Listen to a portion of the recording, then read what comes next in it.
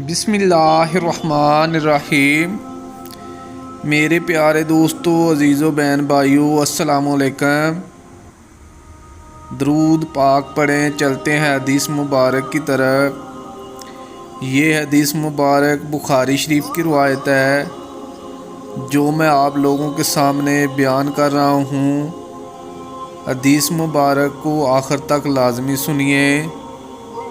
نبی کریم صلی اللہ علیہ وآلہ وسلم نے فرمایا، قیامت اس وقت تک قائم نہ ہوگی جب تک یہودیوں سے تمہاری جنگ نہ ہو لے گی، اور وہ پتھر بھی اس وقت اللہ کے حکم سے بول اٹھیں گے جن کے پیچھے یہودی چھپا ہوا ہوگا کہ اے مسلمان، یہ یہودی میری آڑ لے کر چھپا ہوا ہے، اسے قتل کر ڈالو۔